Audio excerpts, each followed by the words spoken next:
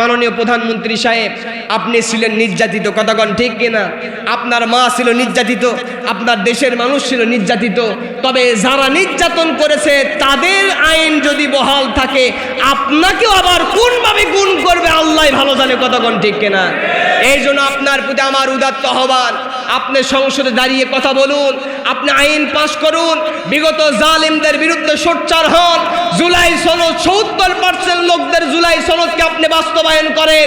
এইটা যদি করতে ভুলে যান, আগামীতে হয়তো এমন সময় আসবে যারা পালিয়ে গেছে, কাপড় পরে পালিয়ে গেছে, আপনারা কাপড় পরার সময় পাবেন না, কতক্ষণ ঠিক কিনা? আল্লাহ রাব্বুল আলামিন বলেন, ওয়াল আসরি ইন্নাল ইনসানা লাফি খুসর ইল্লাল্লাযীনা আমানু ওয়া আমিলুস সালিহাতি ওয়া তাওয়াসাউ বিল হাক্কি ওয়া তাওয়াসাউ বিস সাবর। আল্লাহ রাব্বুল আলামিন বলেন ওয়াল আসর, আল্লাহ নিজেই কসম করতেছেন, আল্লাহ পাক নিজেই বলছেন, সময়ের কসম, যুগের কসম, বছরের কসম, তোমাদের টাইমের কসম, আসর নামাজের শপথ করে আল্লাহ বলছেন, ইন্নাল ইনসানা লাফি খুসর, পৃথিবীর সব মানুষগুলো ক্ষতিগ্রস্ত হয়ে গেছে। কি হয়ে গেছে?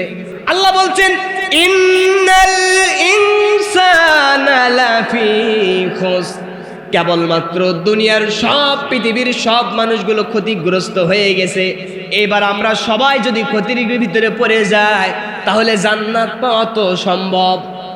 আরো জোরে কোন সম্ভব? আল্লাহকে জিজ্ঞেস করবো, আল্লাহ ক্ষতির ভিতরে পড়ে গেলাম, মুসিবতের ভিতরে পড়ে গেলাম, তাহলে তুমি আবার কেন নবী পাঠায়া দিলা? কেন কালেমার দাওয়াত দিতে দিলাম? কেন আমাদেরকে নামাজ পড়ার জন্য আদেশ করলা, রোজা রাখবার জন্য আদেশ করলে, ইসলামের 5টা ভিত্তি দিলা? কারণ কি? কেন তুমি জান্নাত বানালা?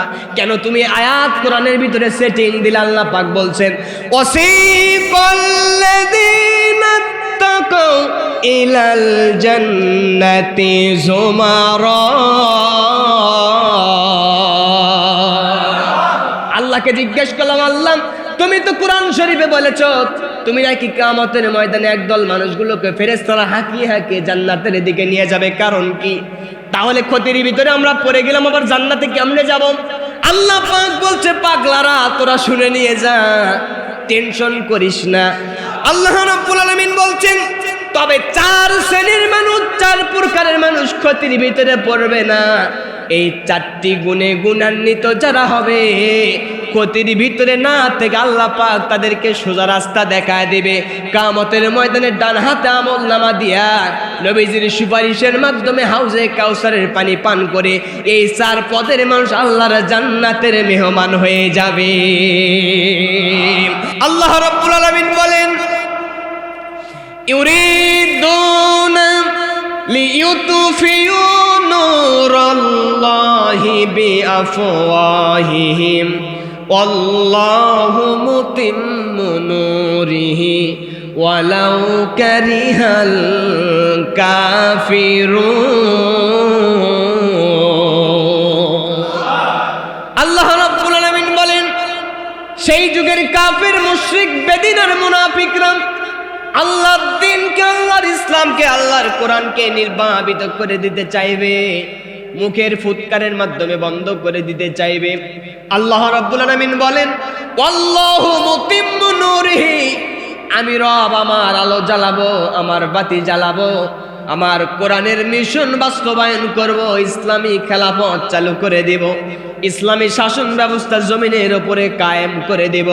ওয়ালাউ কারিহাল কাফিরুন, কাফেরদের অন্তরে যত জ্বালা যন্ত্রণা হোক, আমি রব আমার আলো জ্বালাবো। এই পৃথিবীতে কোনো কাফেররা ইসলামকে বন্ধ করে দেওয়া সম্ভব? আরো জোরে কোন সম্ভব? এর থেকে বোঝা যায়, এই পৃথিবীতে যত কাফেরদের আবির্ভাব হবে, যত ইহুদি, নাসারা, খ্রিস্টান, 5 গোলামরা আসবে ইসলামকে দমন করার জন্য, কোরআনকে দমন করার জন্য, ইসলামী আন্দোলনকে দমন করার জন্য, তারা ইসলামের পক্ষের মানুষগুলোকে নির্বিচারে গুলি করবে, বোমা মারবে, হামলা করবে, জুলুম করবে, নির্যাতন করবে। ওরা মনে করবে এক হুজুর ধরলে মনে হয় ইসলাম বন্ধ হবে। কথা কয় না? আরো জোরে কোন। ওরা মনে করবে কোরআনের পাখিকে মনে হয় ইনজেকশনে মেরে দিলে তাফসীর কারক বন্ধ হয়ে যাবে। আল্লাহ ওদের চোখের ভিতরে আঙ্গুল ঢুকায় বলছে সম্ভব না। ওয়াল্লাহু মুতিম্মু নূরিহি ওয়ালাউ কারিহাল কাফিরুন। তোরা কাফেররা যতই মন খারাপ করিস না কেন, একদিন না একদিন এই জমিনে আল্লাহর দিন যিনি বাস্তবায়ন করবেন তিনি কে? এইবার আল্লাহ রাব্বুল আলামিন বলছেন এই দিনের পথে থাকবে কারা, আল্লাহর পথে থাকবে কারা, ইসলামের পথে থাকবে কারা, তাদের পরিচয় কি হয়ে যাবে? আল্লাহ রাব্বুল আলামিন বলেন আল্লাযীনা আমানু ইউকাতিলুনা ফি সাবিলিল্লাহ ওয়াল্লাযীনা কাফারু ইউকাতিলুনা ফি সাবিলিত তাগুত।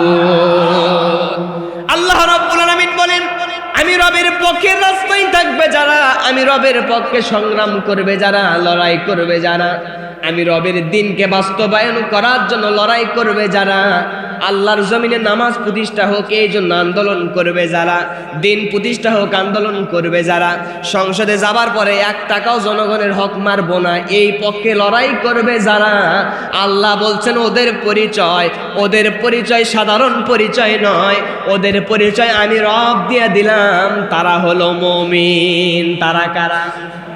2 নম্বরে আল্লাহ বলছেন পক্ষান্তরে মুমিনের বিপরীতে পরিচয় কি হবে? ওয়াল্লাযীনা কাফারু ইউকাতিলুনা ফি সাবিলিত তাগুত। আল্লাহ রাব্বুল আলামিন বলছেন পক্ষান্তরে যারা কাফির যারা হয়ে যাবে, এই পৃথিবীতে যারা অস্বীকারী হয়ে যাবে, এই ব্যক্তিরা আল্লাহর জমিনে আল্লাহর রাস্তায় থাকবে না। মুমিন এদের পরিচয় হবে না। শয়তানের রাষ্ট্র বাস্তবায়ন করার চেষ্টা করবে, শয়তানের নীতি অবলম্বন করবে, শয়তানের পথ অবলম্বন করবে, কোরআনের পথে থাকবে না, হাদিসের পথে থাকবে না, ইসলামের পথে থাকবে না। এই মানুষগুলোর পরিচয় মুমিন নয়। আল্লাহর কোরআন সাপোর্ট দেয় এই মানুষগুলোর পরিচয় হলো কাফের। পরিচয় কি? আপনারা মুমিন হতে চান না কাফের হতে চান? আস্তে বলেন, আরো আস্তে। যদি মুমিন হতে চান, যদি নিজেকে ইমানদার দাবি করতে চান, দিনের পথে চলতে গিয়া, ইসলামের পথে চলতে গিয়া, আল্লাহর পথে চলতে গিয়া জুলুম আসবে, বাধা আসবে, হামলা হবে, মামলা হবে, কেস হবে, কাচারি হবে, ফাঁসি যাইতে পারেন। প্রয়োজনে হযরত খাব্বাব খুবাইবের মতো, হযরত সুমাইয়ার মতো আপনারে দুনিয়া থেকে শাহাদাতের পেয়ালা পান করা লাগতে পারে। এই মিশন যেই ব্যক্তি কায়েম করতে পারবে, ওই ব্যক্তি ইসলামের জন্য নিজের জীবন বিলায় দিবে, বাতিল শক্তির কাছে মাথা নত করবে না। আল্লাহ রাব্বুল আলামিন বলেন যেহেতু জীবন মরণ আল্লাহর জন্য দিয়ে দেওয়া লাগবে, আল্লাহর কোরআন বলতেছে যেই শপথ গ্রহণ করে আমি রবের কাছ থেকে দুনিয়াতে আগমন করেছো, আল্লাহ পাক জানায় দিচ্ছেন কুল ইন্না সলাতি ওয়া নুসুকি ওয়া মাহয়ায়া ওয়া মামাতি লিল্লাহি রাব্বিল আলামিন। আল্লাহর কোরআন বলতেছে যে হে নবী, যে আপনার উম্মতের মাঝে আপনি ওয়াজ করে শুনায়া দেন, আপনার উম্মতের মাঝে আপনি আলোচনা করে তাফসীর করে বয়ান করে শুনায়া দেন। কুল ইন্না সলাতি, নিশ্চয় আমার নামাজ, আমার কি? আরো জোরে, নিশ্চয় আমার নামাজ, ওয়া নুসুকি আমার কুরবানি, ওয়া মাহয়ায়া আমার বেঁচে থাকা, ওয়া মামাতি আমার মরে যাওয়া, লিল্লাহি রাব্বিল আলামিন। বলেন তো কার জন্য হবে? এই জন্য সূরা ফাতিহার শুরুতে আল্লাহ তাআলা বলছেন, জবান খুলে আপনারা পড়েন আমার সঙ্গে, আলহামদুলিল্লাহি রাব্বিল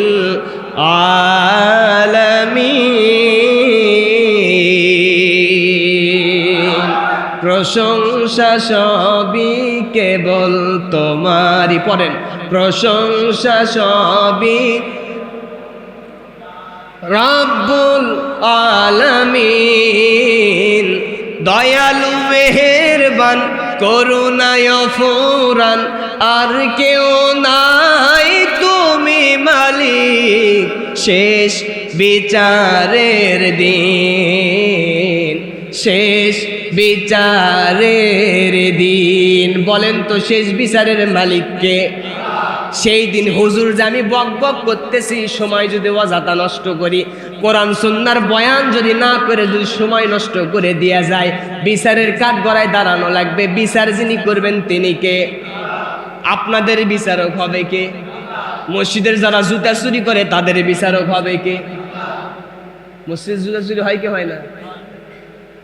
আমি কক্সবাজারে যাব ঈদের পরে, ঠনঠনিয়াতে মাদ্রাসা মসজিদে নামাজ পড়লাম, মনে করলাম যে ভিড় তেমন না, ঈদের পরে লোকজন শহর থেকে চলে গেছে গ্রামগঞ্জে, নামাজ পড়ি।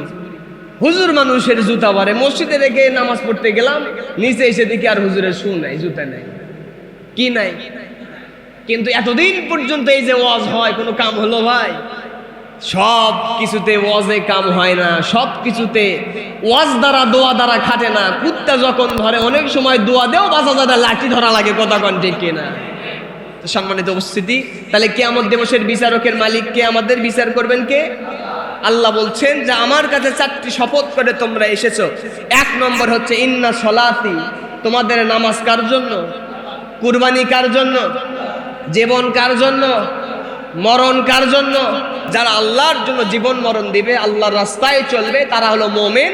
যারা আল্লাহর রাস্তায় চলবে না তারা কি? কাফের। তারা কি?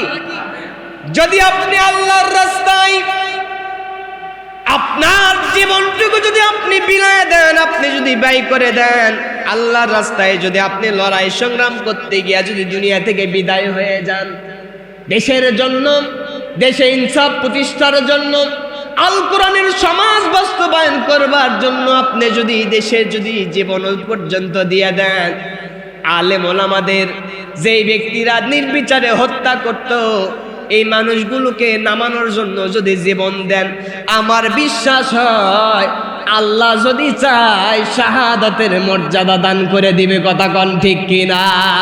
দুঃখজনক ব্যাপার হলেও সত্য, যেই সকল শহীদরা জীবন দিল, নতুন একটা বাংলাদেশ পাইলাম, যাদের জন্য দেশে আসার সুযোগ পেয়েছি, ক্ষমতায় বসবার সুযোগ পেয়েছি, খোলা ময়দানে প্রকাশ্যে সুন্দরভাবে কথা বলার পরিবেশ পেয়েছি। এই যে বাংলাদেশের মুসলমানদের দায়িত্ব হলো তাদের প্রত্যেকটা সনদকে সাপোর্ট করা। ক্ষমতার মসনদে যাবার পরে ভুলে গেছি জনতার রায় আর বাস্তবায়ন করতে চাই না। বিচার যিনি করবেন তিনি কে? আল্লাহ রাব্বুল আলামিন বলেন, দিনের প্রতি লড়াই করতে গিয়ে, সংগ্রাম করতে গিয়ে যদি জীবন দিয়া দাও, দুনিয়া থেকে যদি বিদায় হয়ে চলে যাও, লাভ কার হবে? বান্দা, তোমার লাভ হবে। আল্লাহ তাআলা বলছেন, ওয়ালা তাকুলু লিমান ইউকতালু ফি সাবিলিল্লাহ।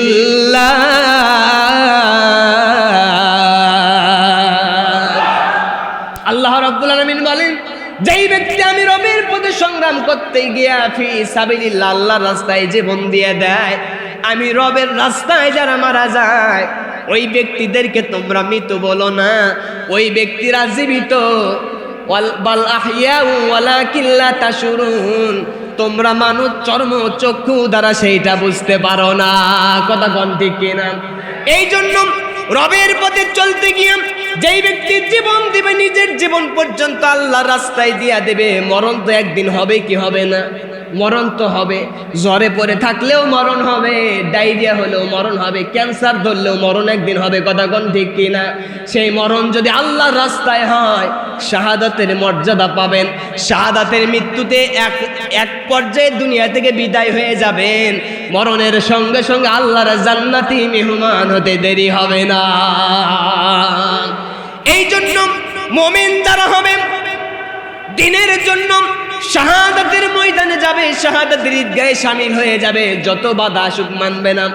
কবি সম্রাট আল্লামা ইকবাল রহমাতুল্লাহ আলাইহি বলছেন, এ শাহাদত গাহে উলফত মে কদম রখনা, এ শাহাদত গাহে उल्फत में कदम रखना, लोगों समझने है आशा है मुसलमान होना। আল্লাহু আকবার।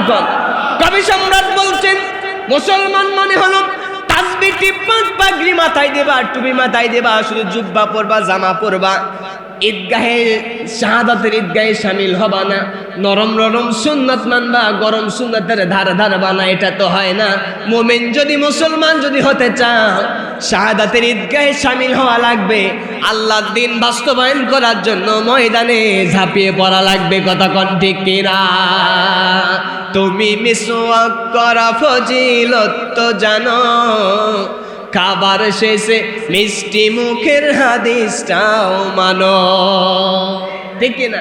তুমি মিসওয়াক করা ফজিলত তো জানো, খাবার শেষে মিষ্টি মুখের হাদিসটাও মানো।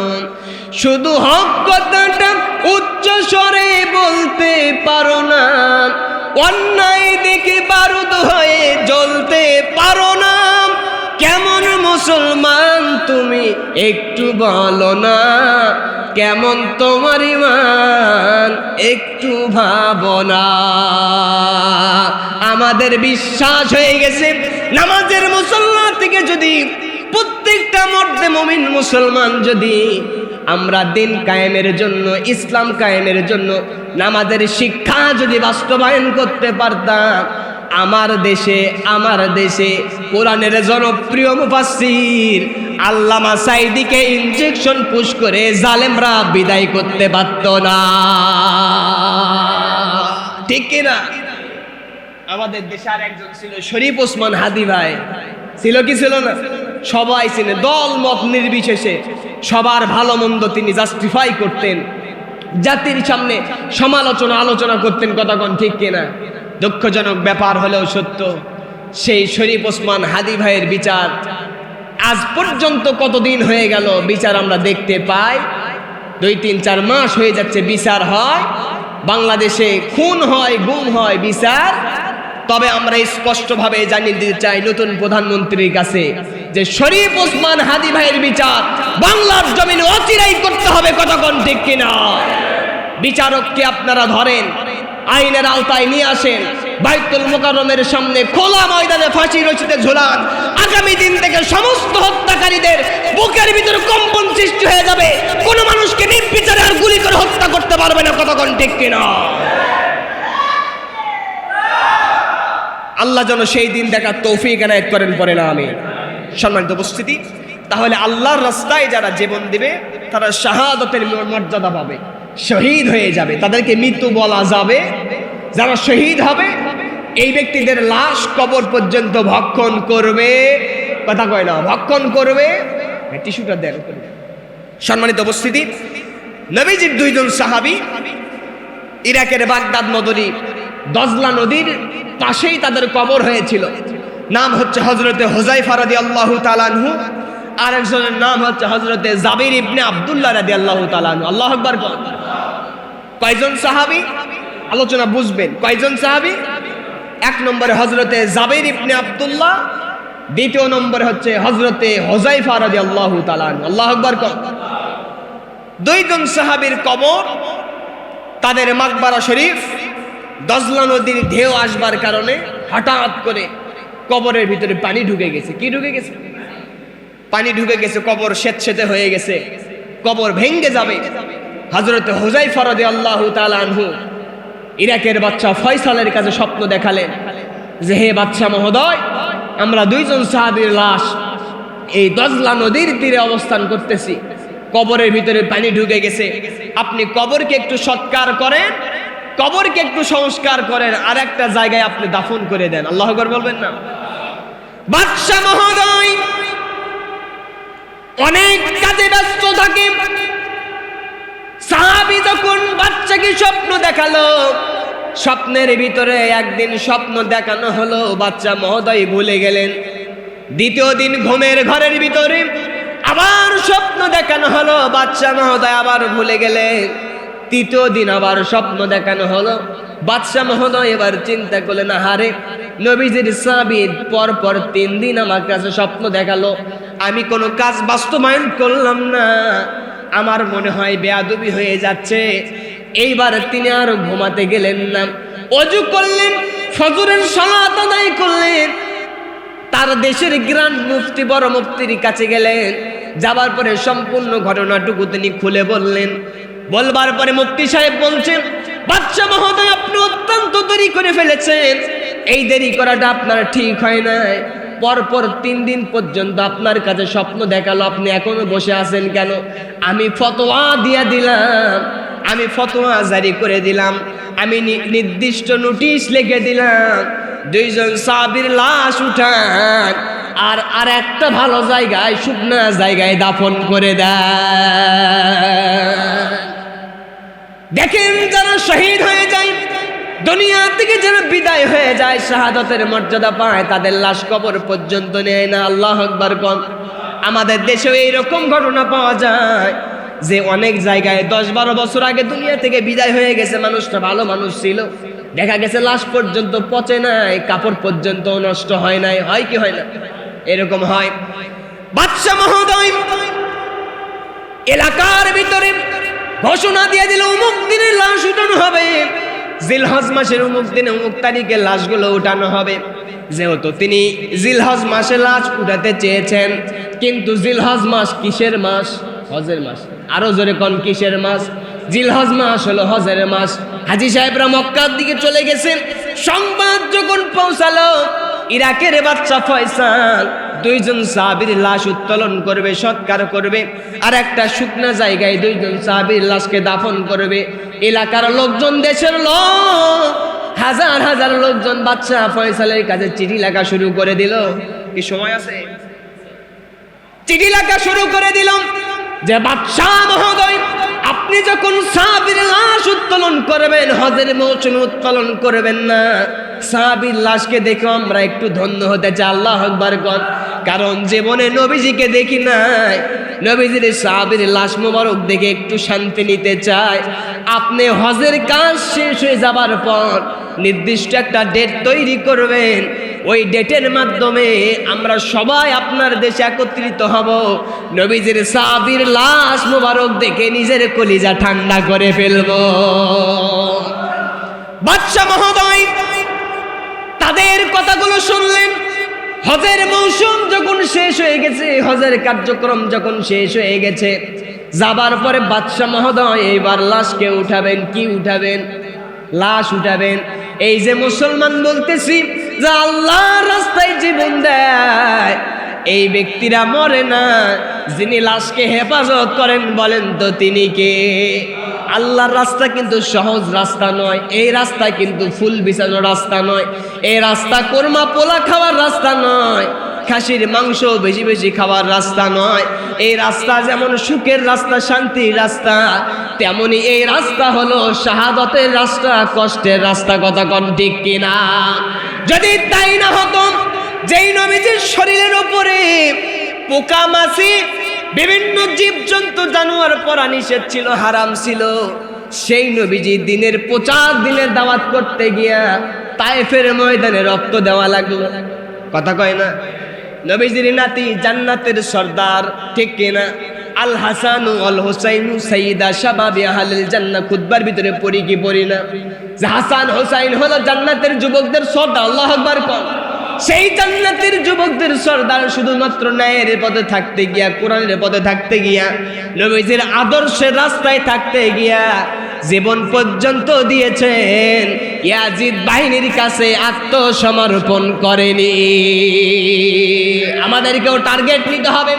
15 বছর 17 বছর আমরা শুনেছি আপনারা শাহজাহানপুরের মুসলমান মর্দে মুজাহিদ, আমরা শুনেছি আপনারা বাতিলের কাছে মাথা নত করেনি, কিন্তু আপনাদের কাছে আবার উদাত্ত আহ্বান জানায়, যদি আবার কেউ ফেরাউন আবু জেহেলের ভূমিকা যদি পালন করতে চায়, 17 বছর কেন 34 বছর আবারও মার খাওয়া লাগতে পারে, তারপরেও শপথ নেওয়া লাগবে বাংলার জমিনে ইসলামের পথ থেকে আমরা দূরে সরে যাব না।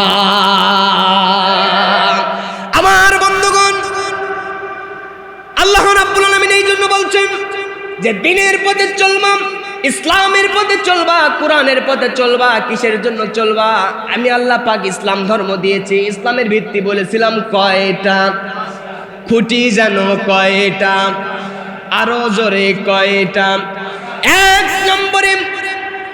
এক নম্বরে হচ্ছে শাহাদাতু আল্লা ইলাহা ইল্লাল্লাহ। 1 নম্বরে নম্বরে হচ্ছে কালেমা, দ্বিতীয় নম্বরে হচ্ছে নামাজ, তৃতীয় নম্বরে হচ্ছে রোজা, চতুর্থ নম্বর হলো হজ, পঞ্চম নম্বর হলো রমজান মাসে রোজা। আল্লাহু আকবার কোন। এই পাঁচটা স্তম্ভ যারা মেনে চলবে, এই ব্যক্তিরা ইসলামের খুঁটিকে বিজয়ী করলো, ইসলামের খুঁটিগুলো সমস্ত কিছু আঁকড়িয়ে ধরলো।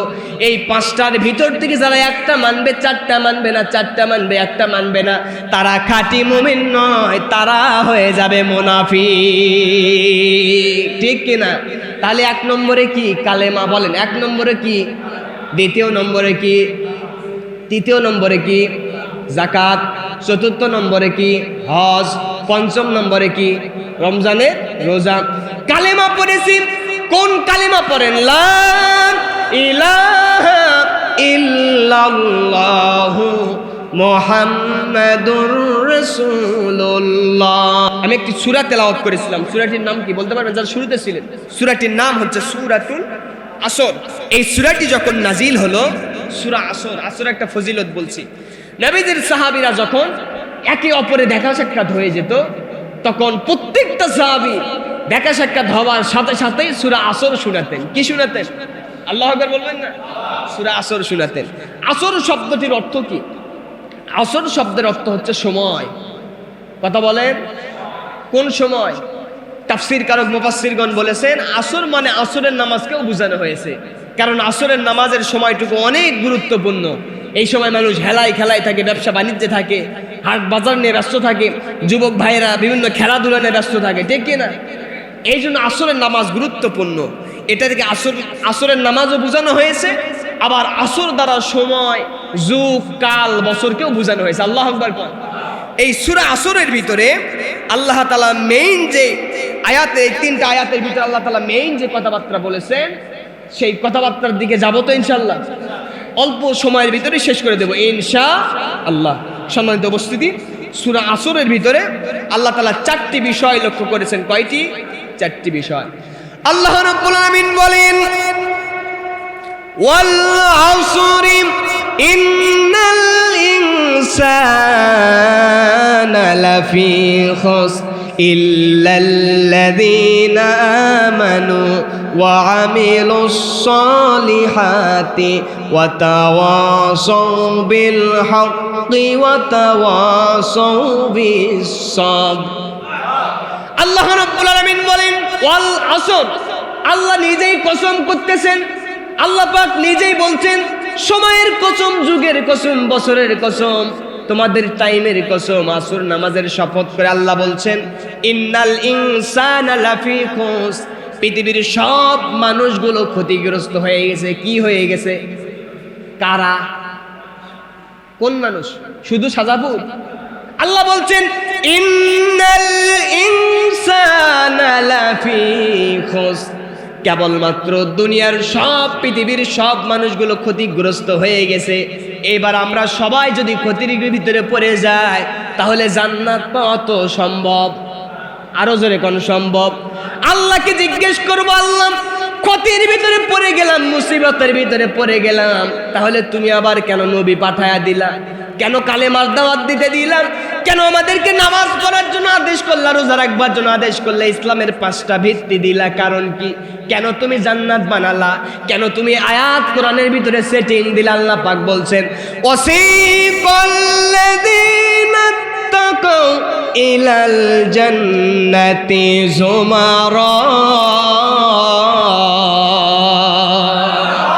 আল্লাহকে জিজ্ঞেস করলাম, আল্লাহ তুমি তো কোরআন শরীফে বলেছ তুমি নাকি কিয়ামতের ময়দানে একদল মানুষগুলোকে ফেরেশতারা হাঁকিয়ে হাঁকিয়ে জান্নাতের দিকে নিয়ে যাবে। কারণ কি? তাহলে ক্ষতির ভিতরে আমরা পড়ে গেলাম, আবার জান্নাতে কেমনে যাব? আল্লাহ পাক বলছে পাগলারা তোরা শুনে নিয়ে যা, টেনশন করিস না, সমস্ত কথা জেনে কোরআনে সেটিং দিয়েছেন। বলেন তো তিনি কে? আল্লাহ রাব্বুল আলামিন বলছেন তবে চার শ্রেণীর মানুষ, চার প্রকারের মানুষ ক্ষতির ভিতরে পড়বে না।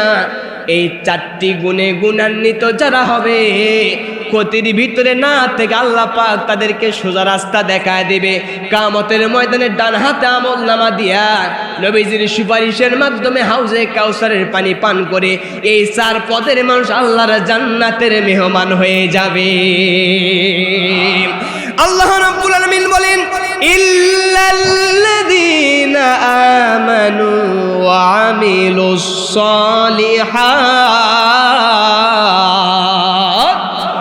আল্লাহ রাব্বুল আলামিন বলেন কেবলমাত্র শুধুমাত্র বলে দিলাম যারা ঈমান আনবে, ভালো ভালো কাজ করবে, নেক কাজ করবে, ওয়া তাওয়াসাউ বিল হাক্কি ওয়া তাওয়াসাউ বিস সবর, এবং সত্যের পথে থাকবে, সত্যের কথা বলবে, ওয়া তাওয়াসাউ বিস সবর, সত্যের পথে থাকতে গিয়া বিভিন্ন কষ্ট আসবে, জুলুম আসবে, নির্যাতন আসবে, ঘর ছাড়া লাগতে পারে।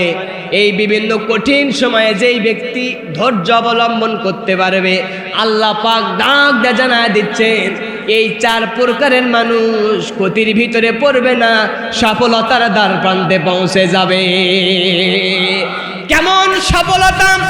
আল্লাহ রাব্বুল আলামিন বলেন ইন্নাল্লাযীনা আমানু ওয়া আমিলুস সালিহাতি কানাত লাহুম জান্নাতুল ফিরদাউসি নুজুলা। আল্লাহ রাব্বুল আলামিন বলছেন আমি রব ডাক জানাই দিলাম যেই ব্যক্তি ঈমান আনবে, ভালো ভালো কাজ করবে, কানাত লাহুম জান্নাতুল ফিরদাউসি নুজুলা, ওই ব্যক্তিদের জন্য আমি আল্লাহ পাক অনেক আগে জান্নাতুল ফিরদাউস রেডি করে রেখে দিয়েছি। তাহলে সূরা আসরের ভিত্তিতে কয় পদের মানুষ ক্ষতিগ্রস্ত হবে না? আরো জোরে, জোর হলো না? 1 নম্বরে আল্লাহ বললেন আল্লাযীনা আমানু, আল্লাযীনা আমানু, আল্লাযীনা আমানু, যারা ঈমান আনবে। 2 নম্বরে যারা সৎ কাজ করবে। 3 নম্বরে যারা, যেই ব্যক্তিরা সত্য কথা বলবে, মিথ্যা কথা বলবে না। 4 নম্বরে যেই ব্যক্তিরা সত্যের পথে থাকতে গিয়া ধৈর্য অবলম্বন করবে। এই 4 প্রকারের মানুষ ক্ষতিগ্রস্ত হবে না, সফলতার দ্বার প্রান্তে পৌঁছে যাবে, আল্লাহর জান্নাতের মেহমান হয়ে যাবে। এইবার ঈমান এনেছেন আলহামদুলিল্লাহ, কালিমা পড়েছেন, কালিমার জিকির করেছেন। জিকির করি কি করি না? জিকির করলে কি কোনো সমস্যা আছে? কোনো সমস্যা নাই, কারণ জিকির করলেই মুমিনরা শান্তি পায়। এই কালেমা নিয়ে অনেক মানুষ ব্যবসা করে, কি করে না? ফকিররা দরজায় এসে কি বলে বাবা বলেন তো? না সবাই কননি, আরো জোরে। ফকিরের কোনো বিপদ হয়েছে? বরং ওরে 1 মুঠের জায়গার 2 মুঠ দিছে, ঠিক কিনা? কোনো বিপদ নাই। কিন্তু কালিমার বাংলা অর্থ যখন আপনি আরবি ভেঙে দিয়ে বাংলার দিকে যাবেন, যে কেবলমাত্র আইন চলবে, হুকুম চলবে, ইলা আমাদের রিজিক দাতা, খাবার দাতা, আইন কর্তা কেবলমাত্র সেই আল্লাহ। বাংলার জমিনে কোনো সংবিধানে কোনো আইন চলবে না, কেবলমাত্র আল্লাহর আইনে দেশ চালান লাগবে। এই কথা যখনই বলবেন, আপনি যদি আওয়ামী লীগেরও হন, আপনাকে বলো জামাত শিবির, এইটা কথা কোন ঠিক? কারণ কি? সাহাবায়ে কেরাম সেই যুগে কালেমার কথা বলেছেন, বলবার কারণেই কিন্তু জালেমরা খেপে গিয়েছিল, কথা কয় না? কিন্তু আমরা বললে খেপে না কেন? আমরা আরবি বলি, বাংলার ভেঙে দেয় না, ঠিক কিনা? ফকির সাহেব যদি আপনার দরজায় এসে বলতো ভাইজান ভিক্ষা দিচ্ছেন দেন, আল্লাহর আইন ছাড়া কিন্তু দেশ চালান যাবে না, আল্লাহর আইনের পক্ষে যারা তাদেরকে ভোট দেবেন, আপনি কি ভিক্ষা দিবেন? আরো জোরে দিবেন? ফকিরের ব্যবসায় কিন্তু লালবাতি, ঠিক কিনা? এই জন্য দিনের পথ সহজ পথ নয়, দিনের পথ কঠিন পথ, কথা কোন ঠিক কিনা? দিনের দাওয়াত গোশত পোলাও কোরমা রুটি নয়, দিনের দাওয়াত ফাঁসির মঞ্চে জীবন বিনিময়, কথা কয়। দিনের দাওয়াত গোশত পোলাও কোরমা রুটি নয়, দিনের দাওয়াত ফাঁসির মঞ্চে জীবন বিনিময়। যে দাওয়াতে নাই রে বাধা, নাই রে প্রাণের ভয়, বুঝে নিয়েন সেই সে দাওয়াত আমার দিনের দাওয়াত নয়, সেই সে দাওয়াত আমার নবীর দাওয়াত নয়। নবীর নরম নরম সুন্নতগুলো মানলেন, আর যেই সুন্নত মানলে ফাঁসি রশিতে ঝোলা লাগবে, পিঠের ওপরে বাড়ি পড়বে, মামলা হবে, হামলা হবে, ঘর ছাড়া লাগতে পারে, এই সুন্নত মানবেন না, আপনি সুবিধাবাদ জিন্দাবাদ হয়ে মুমিন হওয়া যাবে না। নবীজির 2 জন সাহাবী, হযরত হুযায়ফা আর হযরত জাবির ইবনে আব্দুল্লাহ রাদিয়াল্লাহু তাআলা আনহু, ইরাকের বাদশা ফয়সালকে স্বপ্ন দেখাইছে, বাদশা মহোদয় লাশটুকু আপনারা দাফন করে দেন, আলাদা জায়গায়, শুকনা জায়গায় আপনি কমপ্লিট করে ফেলেন, সুন্দর একটা সৎকারের ব্যবস্থা করেন। বাদশা মহোদয় যেই দিন লাশটুকু উত্তোলন করবে। বিদেশ থেকে বিশাল বড় বড় ক্রেন আনা হলো লাশকে উত্তোলন করবার জন্য। এইবার বাদশা মহোদয় চতুর্দিকে নোটিশ দিয়া দিল, হাজী সাহেবরাও যেহেতু নোটিশ করতেছে যে আমরাও সাহাবীদের লাশ মোবারক দেখব, হজের কাজ শেষ হয়ে যাবার পরে আপনি লাশটুকু উত্তোলন করবেন। গোটা দুনিয়া থেকে যখন চিঠি আসা শুরু করে দিল, বাদশা মহোদয় হজের পরে একটা নির্দিষ্ট ডেট করলেন। এই ডেটের পরে সাহাবী দুইজনের লাশ উত্তোলন করা হলো।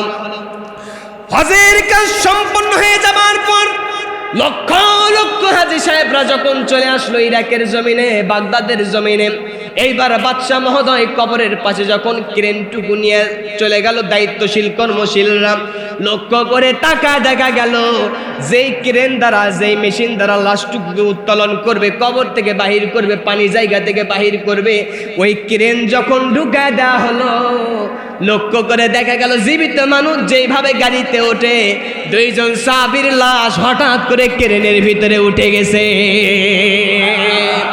শুধু তাই নয়, উঁচু একটি বিশাল কামরা নিয়ে বিশাল একটা খাটনির উপরে নবীজির দুইজন সাহাবীকে যখন শুয়ে দেওয়া হলো, মুখের উপর থেকে কাপড়টুকু সরায় দেওয়া হয়েছে। আল্লাহু আকবার কোন।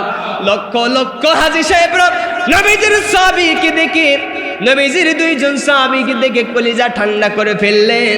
আমরাও যদি সংবাদ পাই, আজ থেকে এখান থেকে 10 দিন পরে ঢাকায় হোক, খুলনায় হোক, পঞ্চগড়ে হোক, যে কোনো জায়গায় হোক না কেন, দুইজন সাহাবীর লাশকে বিদেশ থেকে নিয়ে আসা হয়েছে, দেখানো হবে। আপনারা যাবেন কি যাবেন না? আরো জোরে কোন, যাবেন কি যাবেন না? গত শুক্রবারে, আমি শুক্রবারে জুমার নামাজ পড়ানোর পরে আমি বাগেরহাটে আমার প্রোগ্রাম ছিল, গেলাম। বাগেরহাটে যাবার পরে কমিটিকে বললাম, ভাইজান আমি শুনেছি বাগেরহাটের পরের জায়গায় নাকি পিরোজপুর। কথা কন না কেন? এই পিরোজপুরের মাটিতে যিনি শুয়ে আছেন তিনি আর কেউ নয়, বাংলার জমিনের শ্রেষ্ঠ কোরআনের 50 বছরের মুফাসসির, আমাদের কলিজার প্রিয় মানুষ আল্লামা সাঈদী।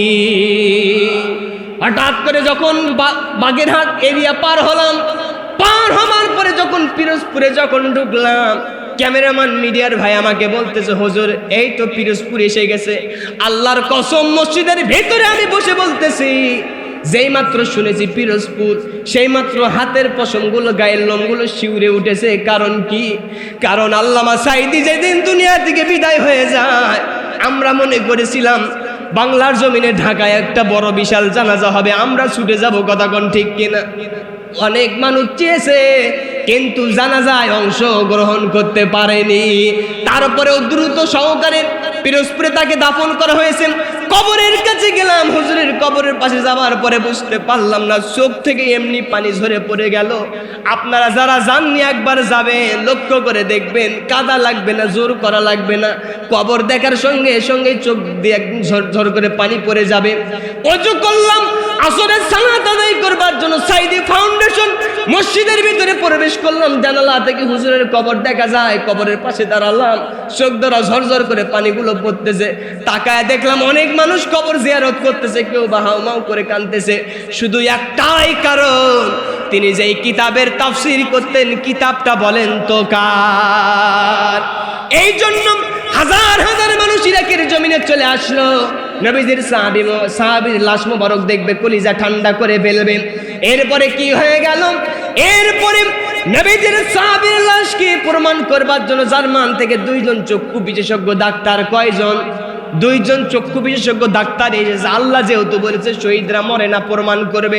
চক্ষু বিশেষজ্ঞ ডাক্তাররা সাহাবীর লাশ পরীক্ষা করা শুরু করলো, রিসার্চ করলো, গবেষণা করতেছে, চক্ষু পরীক্ষা করে দেখতেছে জীবিত মানুষের চোখ যেমন তরতাজা থাকে, 2জন সাহাবীর লাশ চক্ষু পরীক্ষা করে দেখেছে 2জন সাহাবীর লাশ জীবিত মানুষের চোখের মতো তরতাজার জীবিত হয়ে আছে।